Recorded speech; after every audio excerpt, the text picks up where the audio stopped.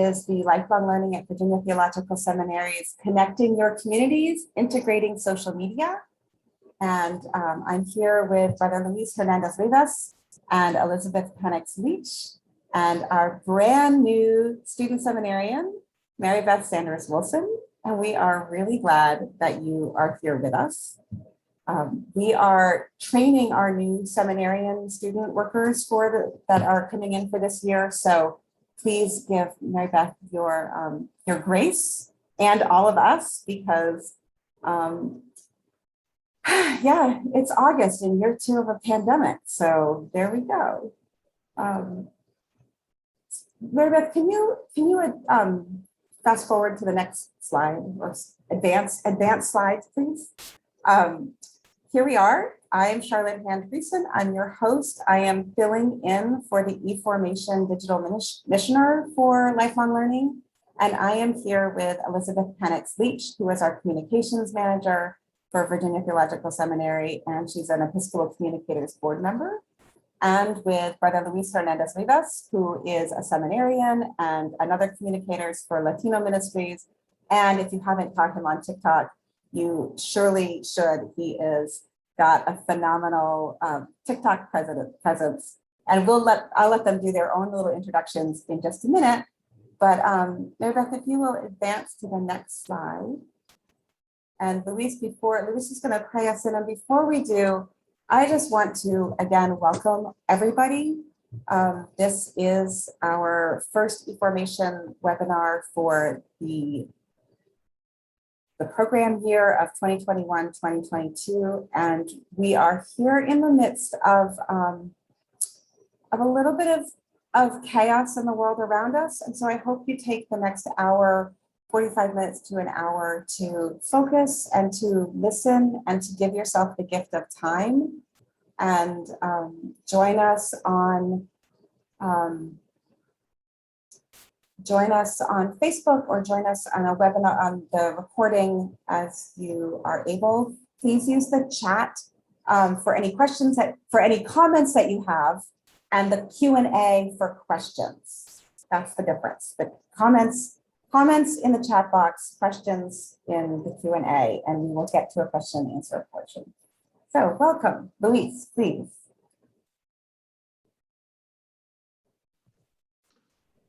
O God of words, images, and sounds, who created the world and sustains it still, we thank you for the work you have given us to do. Help us to use our skills to reach your world with your love. In the name of the Risen One, we pray. Amen. Amen. Thank you, Luis. Yeah, I see that our slide deck is cut off. The good news here is that we're not really going to use a lot of slide deck, so don't worry. Don't worry. The slides are themselves complete. So when you get this recording, when we're finished, you'll receive it tomorrow. You will not have these things cut off. So I apologize. Mary Beth, can you advance one slide? Thank you. So this is our agenda for our time together. We'll see sort of how we get and where we go, but this was the agenda that we came up with. And we are here at the beginning at prayer, welcome, and introductions. Again, I'm Charlotte Hand-Friesen, and I am filling in for the digital missioner. I am the associate for ministry development, and I work with the Thriving in Ministry grant that we hold here from Lilly Endowment. And I am here with Elizabeth Penix Leach and Luis Hernandez Rivas, and they will introduce themselves in just a minute, but I do want to remind you that you're here for the webinar on social media and connecting your communities. So Elizabeth and then Luis, please introduce yourselves. Hi, everybody. Like Charlotte said, I'm Elizabeth Penix Leach. I'm the communications manager at VTS. I've been at VTS for 4 years. Before that, I worked at the parish level at St. Columba's Church in Northwest Washington and at St. John's Lafayette Square. the Little Yellow Church across the street from the White House. Before that, I was a government contractor at the Food and Drug Administration and at the National Institutes of Health. All right, I think I'm done. Luis?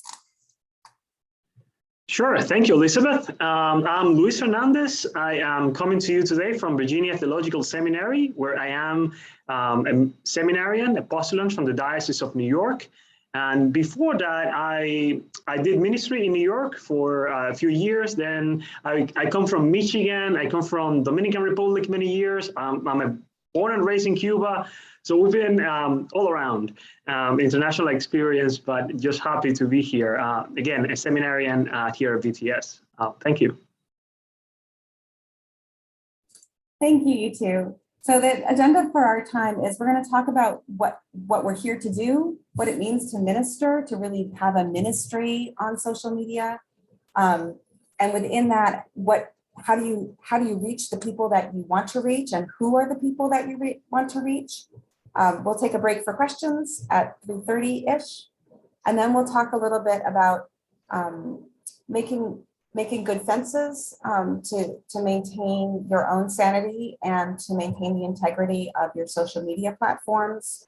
And then we'll conclude with how you know that you're doing what you want to be doing, how to maybe evaluate, and then more questions as we finish. So that is our time together. Again, if you want to, oh my goodness, if you want to make a comment, please use the chat box. And if you have a question for the question and answer time, please use the Q&A.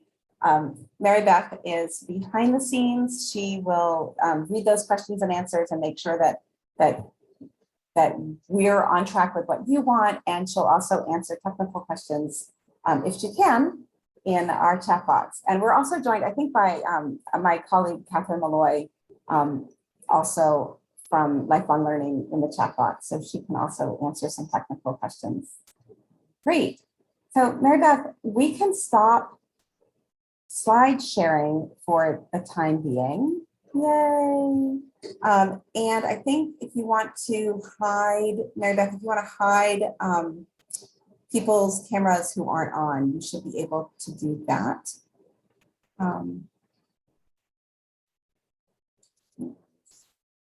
But either way, we'll just use our icon. It's fine. The really important thing, I think the important thing about social media is that it takes a lot of practice, and it takes being okay with not being perfect.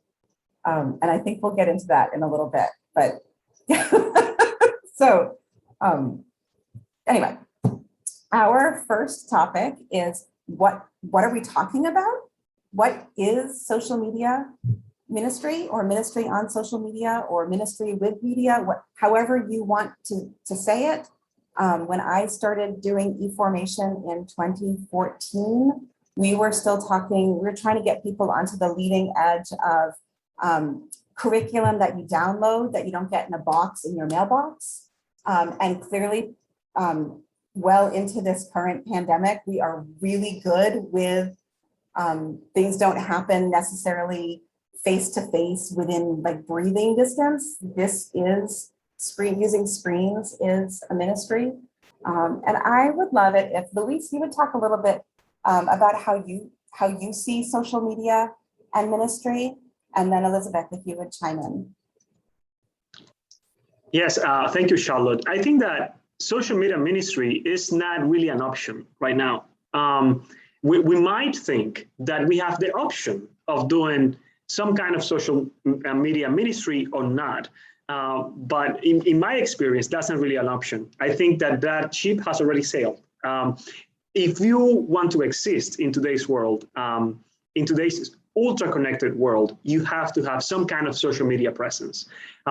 When it used to be that when people had a question about something, they'll go to the Yellow Pages, or they'll go to the Almanac, or I don't know what old way of doing it.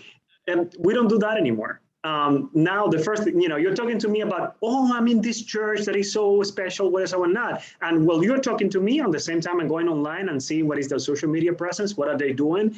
So it is that option of like, oh, I don't know if I want to do this, or should I do this? I think that has already sailed. Right now, the question is, okay, how I'm going to do it?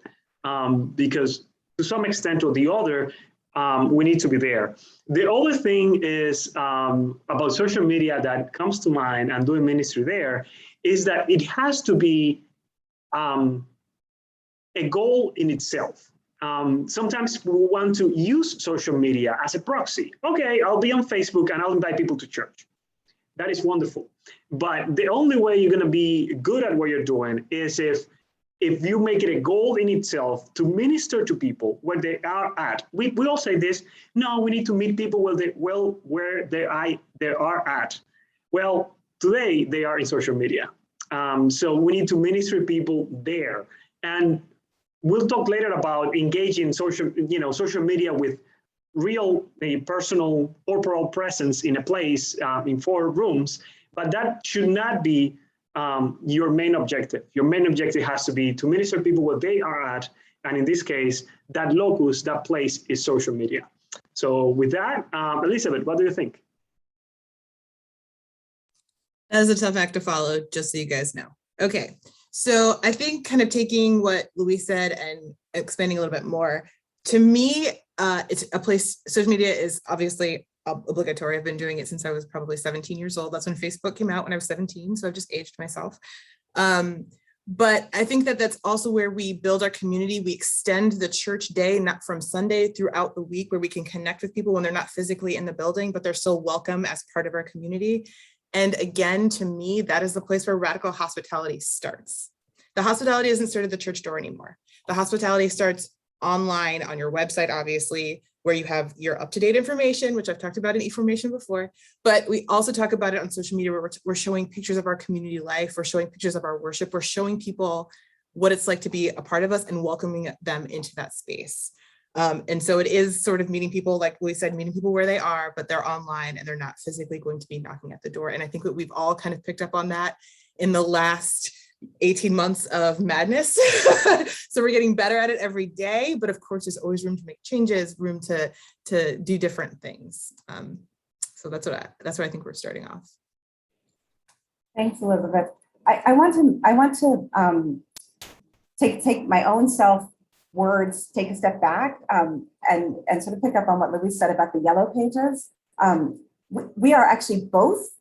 Your social media presence needs to tell people where you are located in whatever way that is. If you are only located in a digital space, that's great.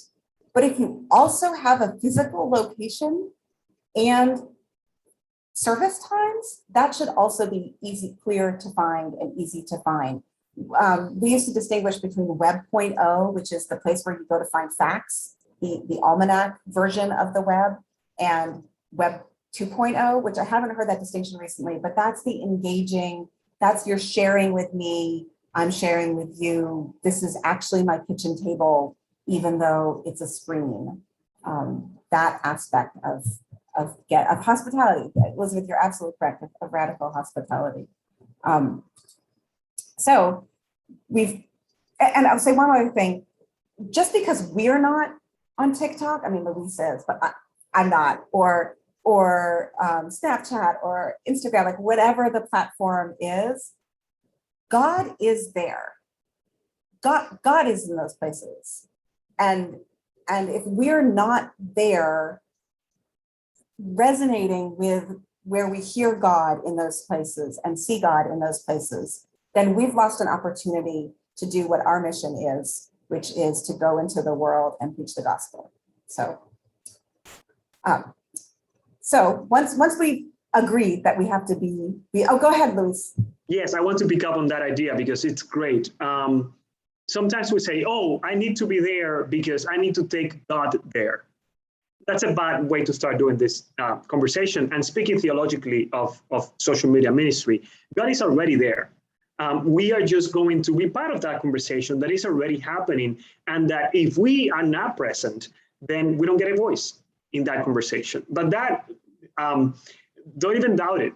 God is already there, and conversations about God and conversations about transcendence are already happening on social media at an incredible fast pace, especially among younger generations. The loss is on our part. To be perfectly, like, to really put it out there, the loss is on our part. Elizabeth, I see you unmuted. I did. I also want to caution, because I love the excitement for new platforms, especially, I mean, Luis is the king of TikTok to me right now. But I also want to caution against burnout. Maybe the conversation that you're trying to have on that social media platform doesn't work for that platform. And I think that as we talk about it today, of course, we're going to be able to figure out how to slot specific ideas into specific areas. What works for Facebook might not work for TikTok, et cetera, et cetera. And also, don't try to be all things to all people. If your church excels on Instagram, but Snapchat is not the place that works for them, that's okay. That's okay. It doesn't mean that you have to be there. So yeah, exactly. And that's so, it's like you knew what we were going to talk about ahead of time, Elizabeth. Did we talk about this? So our next section of conversation is finding your audience. And that, what Elizabeth said, is exactly part of this idea of finding your audience. So if we agree that we need to be in this world of digital media, then how do we know who we're supposed to speak to? And context plays a lot of is a lot of that. Not necessarily you as an individual, although your comfort level is really important. But I used the equation earlier of context plus who you want to reach, and probably why you want to reach them, should determine your platform. And I am a Gen Xer lady, raised on electronic bulletin boards. And so Facebook is totally where I love to be.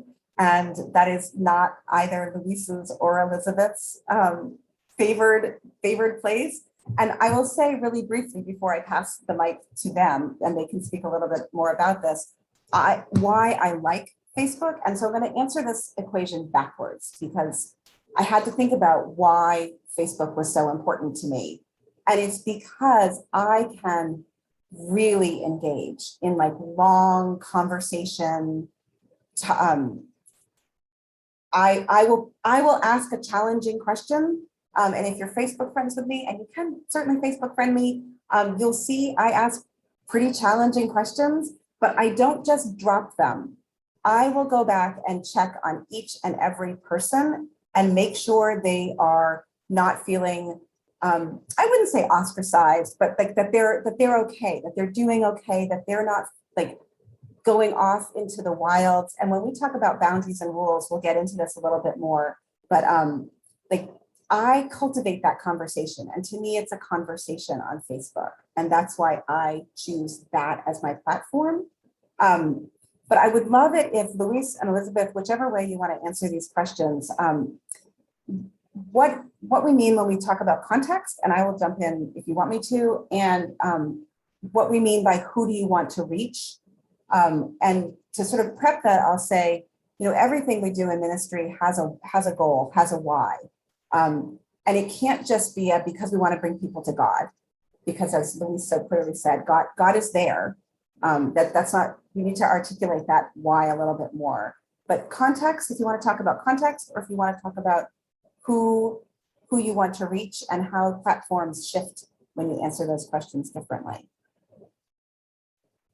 Go ahead, Elizabeth. Those eyebrows for Luis to go first. My main point, so I guess I'll start well, I do have a Facebook account because, again, it started when I was in college, and I definitely connect with my mom group there. I have a 2-year-old daughter, so we all have children around the same age. The place where I feel the most comfortable is Instagram. I really enjoy images, and now Instagram is a video app, so I really enjoy the 60-second to 2-minute Reels functionality to the IGTV. That's the place where I feel the most comfortable and I enjoy myself the most. So in terms of the context of, I guess, the seminary, at the seminary, we are present on Facebook, Instagram, Twitter, LinkedIn. We did a little bit of Snapchat, but we sunset that. So the seminary even does that, and YouTube.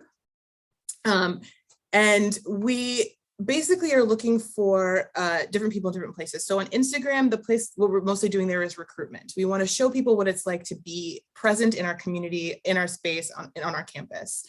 On Facebook, it's a lot more, check out this thing that happened. We totally hosted this really cool webinar that you should check out and watch again later on, like this one that we're doing right now. On Twitter, we're really more doing trying to do some conversational pieces where we interact. For example, today there's going to be an event on campus hosted by Lifelong Learning for new students, and we are going to get our popsicles and we are prepped and ready for that. And we had a nice little GIF conversation about that. I am not scared of using GIFs on a brand account, and I don't think you guys should be either. But we determined that based off of our database, we live and die by our Raiser's Edge database. That is where we keep all information on anybody who's ever interacted with the seminary. So we have demographic information, we have mailing information, we have location information, and that I think is where most churches need to start. They have to start, and I know you all have Realm, you have Servant Keeper, you have all of those really great databases, and that information is going to be the place where you can really start and figure out where you'll be able to find where your people are. Luis, do you want to take over for a little bit? Sure, that's correct. You have already sort of bring in an element that to me is very important when we are choosing platforms is, do I want to do, who do I want to reach and how do I want to reach them? Am I doing in-reach or outreach? Like, for example, let's say that I'm a church. If I'm going to be doing in-reach, meaning within my community, the people of my church, I need to know who those people are, and that is fairly easy for us.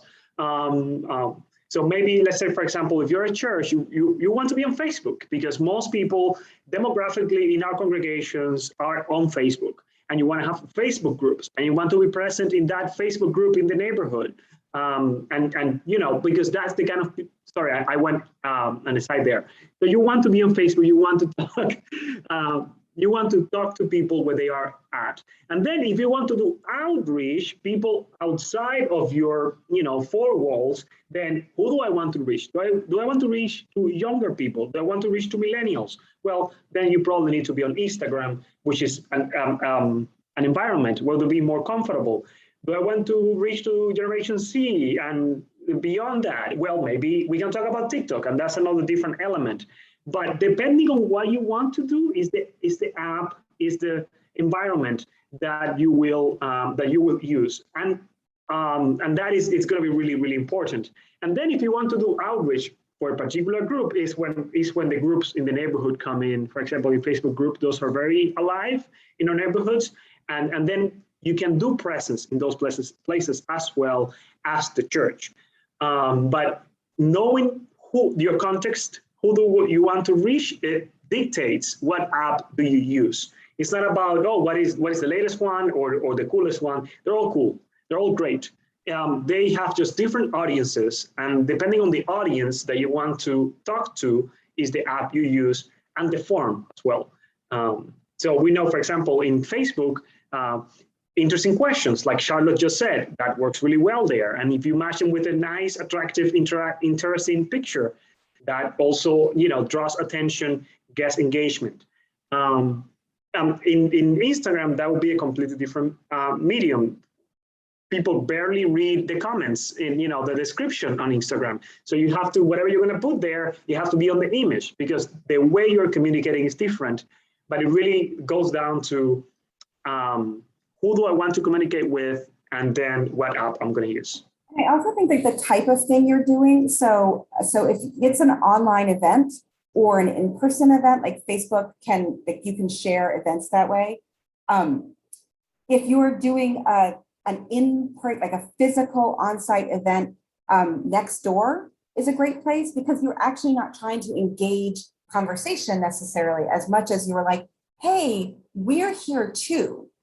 You know, like that's not as much a ministry conversation. That's more of the yellow pages, but it also allows you to be a part of the conversation. And really, I mean, there are many, many platforms. Somebody in the comments, Justin, I see your Discord comment, and I'm not sure we'll get there. That was not a conversation I was planning to have, but I heard it. So, and go ahead, Elizabeth.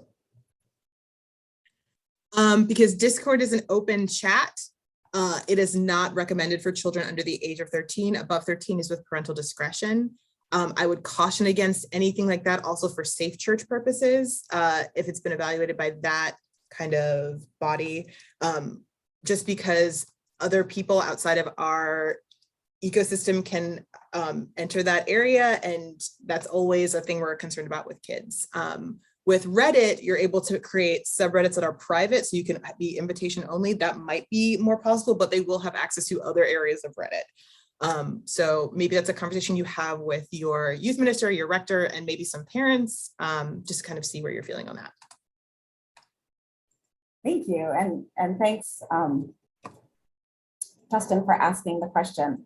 So platforms, context, who you're trying to reach, why you're trying to reach them, all of these sort of go into a stew of practice and testing things out and testing the waters. We're gonna switch gears a little bit and talk about data. And Elizabeth already used her threw that in there. If you didn't hear her, use your church data or your institutional data. If you have any kind of CRM platform or even MailChimp, right? I mean, like, we know all of these demographics. Once you click online, you're gone. It's all in there. Not to be dramatic, but we do have ways of getting data, and we need to look at engagement and how you are. Do you get clicks? Do you get, are you getting what your goal is? Are you getting, on Facebook, you can go back into the backside of Facebook and look for free at your Facebook analytics. How many things are shared? How many things are liked? Or if you're a part of a group or a page, how many people have left or joined? And you can gauge that by what you share. So if you shared this video and 5 people left, you would know that there's something with this video that's maybe not what you wanted to share, or an image, or whatever it is. So use the platform itself to gauge analytics. I have something else to say about that, but Luis or Elizabeth, do you have anything else to say about how you use the data that is freely available or part of a package that you already have? We don't have to. I mean, I'm constantly evaluating that type of data. We do a social snapshot at the beginning of every month of the previous month, and we note the posts that performed the best. We note the posts that performed not the best. And trying to make it positive. And we do form our content strategy based off of that information. So for me, that is like, it's number one. That's the numbers that we discuss. We have a weekly one-on-one with our communications assistant who does the actual like posting of information. And we do a one-on-one based on what she's seeing, based on her interactions as the brand. And so for sure, that data is very important. And a lot of it is available to you free of charge. Especially on Instagram, you must convert to a business account in order to access those analytics. But once you do that, will be available to you. Yeah, go ahead, Luis. Yes, absolutely. And another element of doing ministry in social media is sometimes we have an agenda of what we want to do and how we want to do it. But if we want to be in social media, it's not about what we think is right. It's about what is really working with your audience. So you need to learn to read your audience. Read your audience. If you are posting something and it's not getting engagement, meaning likes or comments or hearts or whatever the medium is, well, maybe you need to change it. And conversely, if you did something and it did really click, that is your audience telling you, this is what I want. So it's, I know it sounds a bit horrible. We usually in church, we tell people, we teach people what we think they need to know, but in social media, you have to be very flexible. For example, let me put an example. When I started doing TikTok, I had this idea of what I wanted to do. So I wanted to do it bilingually. I would do stuff in English and then the I would either talk in Spanish and the captions would be in English or vice versa. That flopped. that didn't work. The traction and the interest was on content exclusively in Spanish. So as you go to my TikTok today, is exclusively in Spanish because that's where the traction was. So you need to listen to your audience. And of course, in my case, I was doing complete outreach to the World Wide Web. So I was open to whatever would work. So listen to your audience, check those interactions, and you'll get very clear guidance into what's working for your people and do that. And the flip side of that, the flip coin is what works for your people or what worked for the church next door might not work for you.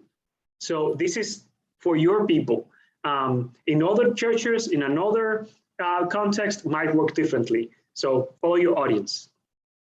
I'm reading in the chats. Ellen says that she surveyed her conversation, so that's a way of listening to your audience. If you're doing in-reach to your audience itself, that's a way of surveying and that what the platforms that they use are, and then that the church itself advertises itself on Pinterest. So highly visual. I happen to know that used to be my church. It's a beautiful venue. Like I would get married there. So yeah, like you might not like your entity as a congregation or as a judicatory might not use the same platforms in the same way. And if that sounds exhausting, it might be. So hang on to that. And I want to echo before we take a quick break for questions, what Luis just said about listening. Everything we do in the church is listening. If that's a pastoral presence, and it is what makes us different from that we listen with for God's intent and to hear the voice of God.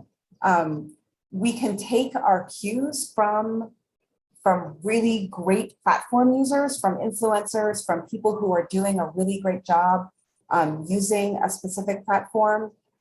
But it's our job to also hold the tension of what we believe and our own theology and our own ideologies and who we are and the greater world and what our goals are. And that is a tension, and we'll talk about it in just a minute. That requires it requires some conversation amongst ourselves. So I am looking at, oh my gosh, I need 5 more screens.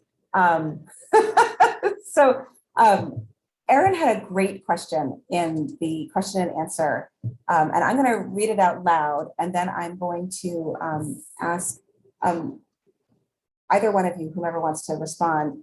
How do you feel about TikTok, specifically the idea of using the platform, knowing that they have created algorithms in the past to discourage ugly, disabled, poor, and LGBTQ users and content? And this is a specific TikTok question, but I think we can also make it broader because every platform has an ugly side. So, Luis, since you're the TikTok user, do you have a? Sure, I'll be glad. And it's a very important question, and I would expand there and say not only in the past. TikTok is a platform that even today continues to discriminate against many sections of the population. For example, the hashtag BLM it's banned. You can't use it. For an example. So yes, it's a platform with a lot of issues. Nonetheless, the conversation is happening there. Young people are already there. They are getting bombarded with every kind of information. Some of them good and joyful, and other not so good and not so joyful. So I think that we need to take over those places, even when we can prophesize and denounce at the same time. So you can be a prophet on TikTok while denouncing all the injustice that also happens there. That's what I'm trying to say. So yes, I'm deeply aware of it. It's super problematic, and it has, safety issues, explicit content issues. It's a very flawed platform. And hopefully, if we continue to push it, it'll be much better, and we'll make better guidelines. I'll be more, equitable in many ways. But if we are not there, then we are silencing our own voices, and there are other voices being amplified in that platform. So I would encourage participation in TikTok, even though we need to denounce all the injustice that happens there. Yeah. Thanks, Luis. There's another question I want Elizabeth to answer, but before we get there, the last question in the slot is, how do you stay ahead in the ever-changing world of social media apps? Yeah, you both walked away. You just have to listen, and you have to listen to, if you're in a congregation, really cultivate your people, talk to, not in a avaricious way, but really pay attention, like have your people, know who to ask. If the 12-year-old has their phone, ask what they're looking at. That's a great way to start. And then we'll get to this a little bit in just a few minutes, but lightening the load and sharing the load is another way to do it. And we'll talk about having a team. But before we get there, I think this is a pretty straightforward answer. I'm hoping this is a straightforward answer. Joanne asks, how often do you post and what kind of traffic are you talking about? So can you respond to that? Sure. So it depends on the platform, obviously, platform specific. We try to post at least 5 days a week. That doesn't always happen, especially in the summer, because it's really quiet here in the summer.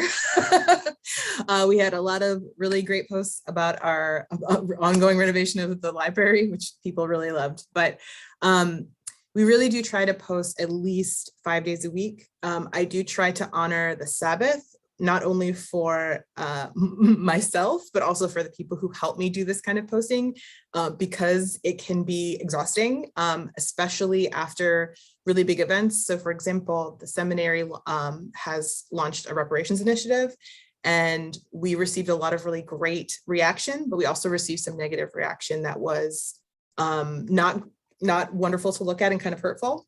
And so trying to give space, trying to give people time to step away and not be so focused on the screen was really, really important. And I think this goes into a second question that we have, Charlotte. It's, do you use any posting calendars or schedules? So right now we do have a content calendar that we use internally at BTS, and it is for all of our platforms. We notate what goes where, and I can drop a link for where I pull the calendar from, or I can give it to Charlotte to pass on tomorrow when we send out the slides. We plan ahead as much as we can. So we know feast days, we know UN specific days if they fall in line with what our mission is. We know faculty birthdays. We did a whole year of faculty birthdays. And all of that is listed out in that calendar. And so we're able to plan ahead. So we know when something happens where we need to take a step back and pause something, we know that we can do that. Right now, all of our posting is live. We don't use any type of scheduler. Actually, I take that back. We might use a scheduler for times where people are on vacation during the summer. But I would say 90% of our posts are posted live at that time. And that is not what I would necessarily recommend, but that is what we are doing at this time. I will send a link to the calendar. Don't worry, Ellen, I will promise I will do that. So in terms of traffic, it depends on the subject. So the thing that always drives traffic for us is student faces. And I tell these people every year when they come here, please post your pictures and let me know that you posted them so I can share them, because people want to know what is happening here. They want to know what it's like to be on the Holy Hill and be part of this community. That's the best way to kind of to showcase that information as students. I can take as many pictures as you want, but it won't feel authentic because I'm not a student and I don't know what that is like. The students know. So if you look back over the last month, you'll see welcoming photos. You'll see the first day of orientation that we posted last week that reached about 5,000 people, I believe, in terms of engagement, people who touched or saw the post. This is on Facebook, but we also posted on Instagram. I couldn't tell you the Instagram numbers off the top of my head, but I could find that out. So is that enough, Charlotte? So all of that, just listening to that, that's a professional who gets paid to do that. That sounds really overwhelming. I also do that slightly in my position here. And I will say that I don't use a scheduler, but I do use an Excel. I just use a straight up Excel sheet. And because I'm working on Facebook, what I call a frame. So I won't just share an article. I'll say, this article really resonates with our population because of XYZ. So I'm really trying to get you to engage from my perspective. But so in my calendar, I have the date, the link to what I'm gonna drop in and what I'm sort of thinking about, like why it's important, because then when I'm tired, it's right there.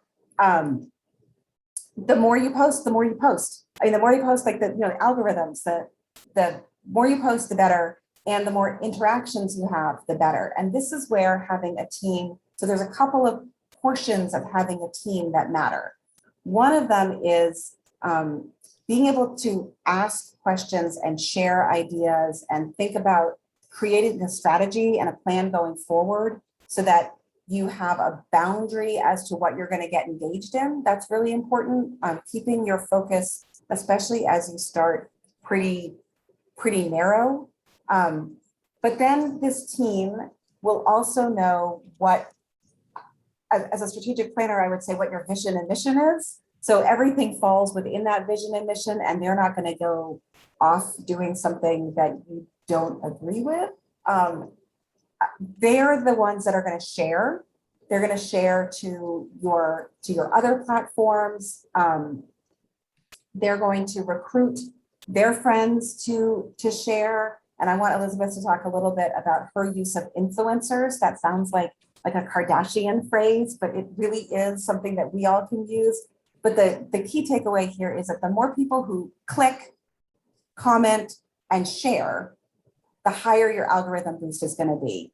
And the more times, at least on Facebook, and I'm assuming this works on other platforms too, the more times you share other people's stuff, the better your algorithms rate, so that your unique postings don't have to be as frequent, but your total postings should be fairly frequent. And I had a thought and I lost it. I also have a list of places where I go for content. That was my other. So I have concurrent within my Lilly grant, we have a whole series of other places that do similar work. So I know I can look to them. I saw that the sort of viral post about the second marathon, we're running the second marathon. So that was a post that came out of a Substack that I follow. You develop other places where you're looking for content. If I was working in a parish, I would probably look to my diocese, to my cathedral, and to other churches that I knew I had a relationship with. And I'm going to let Elizabeth talk about the use of influencers, and then Luis. I would like to speak to that before Elizabeth goes into the influencers, because that's a really good topic by itself. So for example, how do we translate this into your parish, your small parish? I would say imitate. Like we follow Jesus, imitate. Go to Facebook. If you're using Facebook, go to Facebook and find the parishes that have 10,000 likes or followers, or 15,000, the people that are doing it well, the people that are doing it right, and check what they're doing and try to replicate it in your own context. So if, for example, if they're sharing pictures of their garden parties, or their outreach ministries, or their good news garden, do the same. Learn from other people. This is a lot of imitating what successful creators are already doing, and that will help you. You go to a parish and you say, wow, what a great post about Halloween, to talk about something.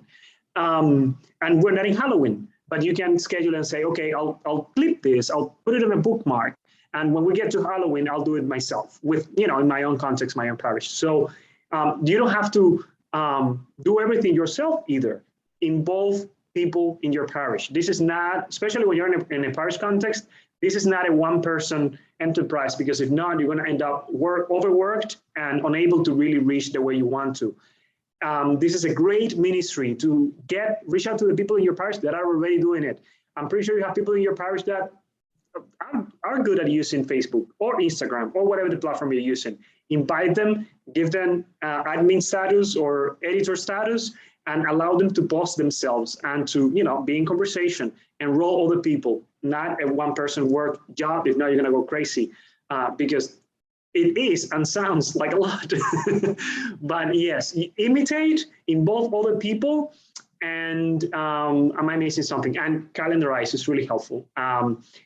Keep those, and there are platforms that people use for that. I know in a different world, I used to use Hood for that. It's that you can post on different social medias at the same time. That those are paid, and you might not want to spend money on that if you're starting. I would just use when you are a page on Facebook, you can actually schedule posts perfectly, normal, like you would do with an email in Gmail. So I would go there instead of a paid option. Elizabeth, can you talk really briefly, because we're almost at time, about, and we'll talk about that in just a second, about influencers, and then can you take a breath and talk about being safe and making boundaries for yourself? Absolutely, I can. Okay, so influencers. So at the parish level, because we're talking about translating this to parish level. So all this calendarizing and scheduling that I'm talking about and planning, I did that at the parish level too. And I actually did it as a part-time employee. In terms of influencers, so what I had at St. John's Church was a communications group. So they were people who were in the church who were parishioners. They were people who were on the vestry. They were just people who wanted to volunteer in some way. And they were my sounding board. So I went to them and I said, I'm thinking about trying X. Do you think that will work for this group?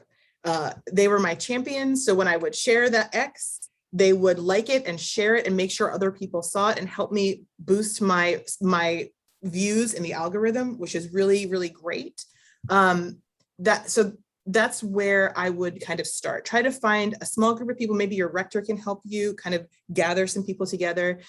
We would meet maybe once a quarter, sometimes even less frequently, just kind of to check in and see. So I would know what people in the community were expecting, because I wasn't a member of the community, I just worked with the community. And also make sure that I was sharing the important things and that they were seeing that I was sharing them so they could further that reach within the social media platforms. So you can do that at the parish level, you can do that at the organizational level, etc. So take a breath. And the next thing I'm talking about is making space. Hold on. The other thing about influencers, and I know because we had this conversation before, is that in her current role as in a larger, more umbrella-y organization, Elizabeth also has people for specific categories. So for development, she has a certain group of people that she asks to share posts. Yes. And I know that Luis does this as well with Latino and Hispanic ministries. Nuevo Amansar is completely horizontal in people sharing how it gets spread.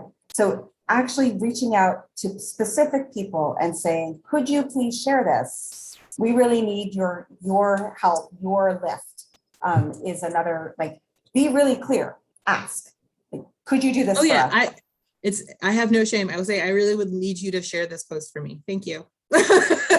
It's that simple. Okay. Not really quickly, because we do have 10 minutes until the end of our hour, but with a different intent, would you please speak to staying safe and I don't want to rush this. Staying safe, creating boundaries for your own well-being. Mm-hmm. So a big one is that we try not to monitor over any holidays. And that's something that is from the top down. The dean is really specific that, for example, the seminary closes between Christmas and New Year's. He does not expect work to be done during that time. He expects us to be at home with our families. So while we do schedule some posts or try to schedule posts, usually a Merry Christmas and a Happy New Year post, we don't do any work. We will do some really tiny monitoring to make sure nothing's broken. But we really do try to step back and step away and put our phones down. I do not check the Facebook page on my phone at all. I only do it at a desktop or a laptop. And these are just things that I try to do to make sure that I am separate and I make some time for myself, for my family, for my sanity, especially when things are not as positive as I would like them to be. And I think that that's really important. It's so easy to be like, well, I'm already on my phone. I'll just flip over to the Facebook page really quick and just check out what's going on. And then all of a sudden you've lost 45 minutes because you're scrolling and you're sharing and you're liking and you're interacting with people. And that's really important, but you also need to keep time for yourself. Is that kind of where we were going with that? That is, and Luis, I'm going to ask you to step in just a second. So again, speaking only from the world that I know, which is Facebook, and Facebook groups, which I've run a lot of, do not be afraid of rules and rubrics. State them clearly, and know, even more important than that, know with you and your team what will and will not be tolerated. So a big question always is what to do with a troll. And that doesn't necessarily mean somebody that you don't know, but somebody who's jumped in and is trying to instigate. We often have a conversation that is like, do we answer this question or do we not answer any questions? Or do we delete or do we not delete? And these questions are really like, you need to know what to do with those people, and what won't be tolerated. And it is more than, here's what we want. It's here's what we want, and here's what's going to happen if these boundaries are breached. You will be asked to delete your comment. You will be kicked off. Whatever it is, you get to make the rules. Keep your people safe. Keep your whole community safe. And I think this goes to Erin's question a little bit about TikTok. And Luis, I'd love it if you would step in really briefly. But we can model how we want to take care of our people and our communities. And I think that something that's really important to remember is that, yes, Facebook is public, but that is your public space that you own. And so you should not feel uncomfortable with private messaging someone and saying, that doesn't really go with what we have established for our space. We're going to ask you to stop making those types of comments and let them know that next time we will hide your comment, next time we will delete your comment, and we will ban you from the page. We have done that at the seminary when someone is not following what we've decided is our social norms. And it's okay. Nothing bad happens. It's okay. Luis, you want to answer really briefly about your own personal experience as a TikToker? TikTok? Sure. I subscribe to everything that has been said. If you're using other platforms in a personal level, you might also want to be a little bit more cautious about what information do I share of my personal life, like where do I live? What am I doing there? So for example, on TikTok, nobody really knows where I am. That's not a place. It might have lived in a TikTok here or there, but usually I don't tell that because people can't show up here at the seminary with a manifestation of some kind. So be careful with that. And also, usually a good rule of thumb for me is if I would consider this to be as offensive in public, I will probably not allow to happen. So name calling, offensiveness, especially against other people in your comment section, that's usually big red, delete it right away, because it has to continue to be safe for the people that are engaging with you. Because you'll attract people, you'll just attract different kind of people, not the people that you want to have in your conversation. So you get to moderate. You don't want to delete everything either. If there's an edge that you can take to a question, say for example, you did a post about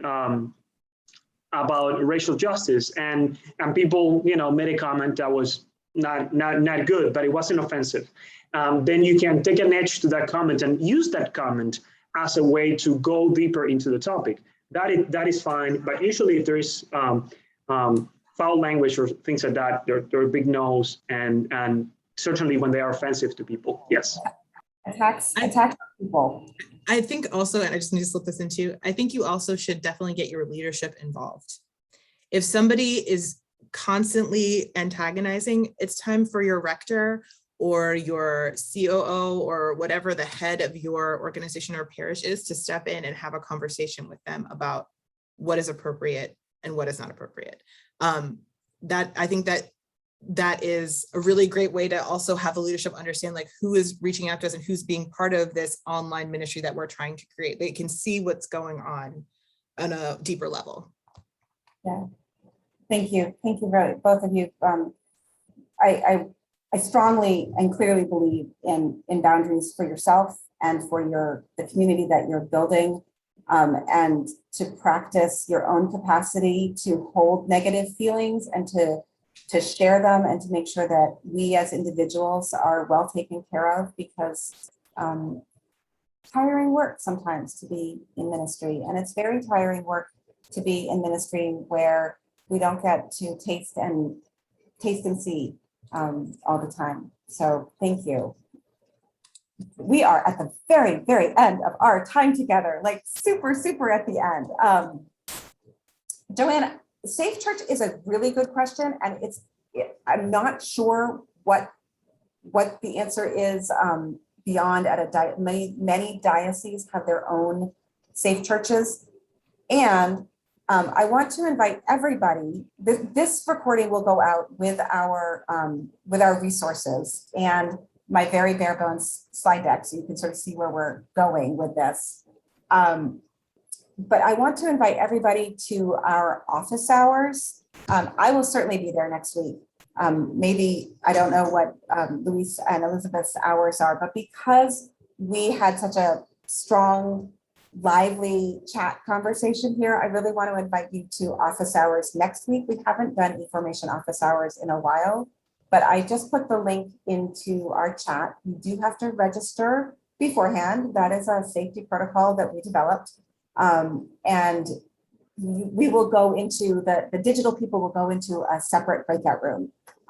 Thank you, Catherine, for allowing us that time. But I really want to encourage everybody to come join us there next week. And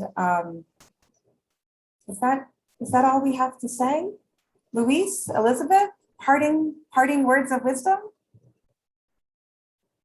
So I want to first off thank you for having me in this really great conversation. I really enjoyed it.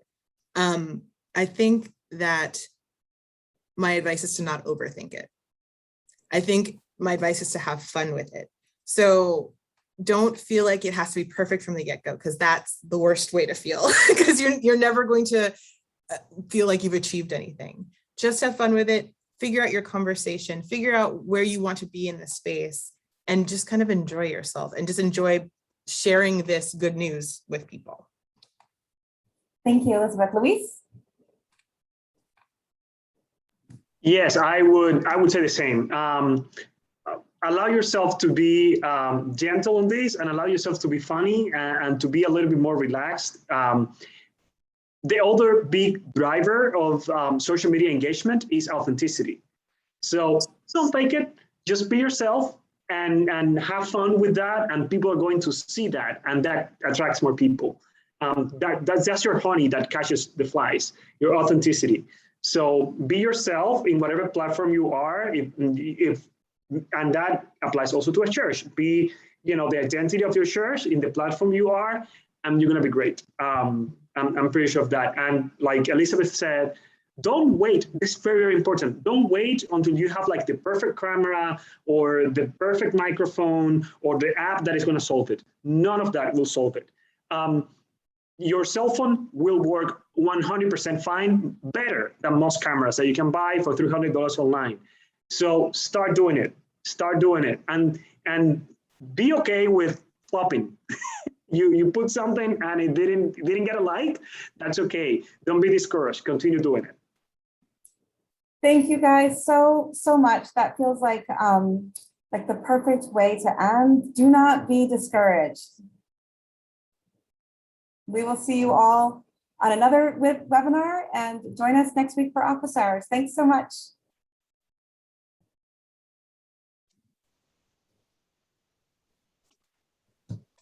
Hey, Charlotte. Yes. If I end this, will it close the three of us out too? Okay. No, stop recording. Okay.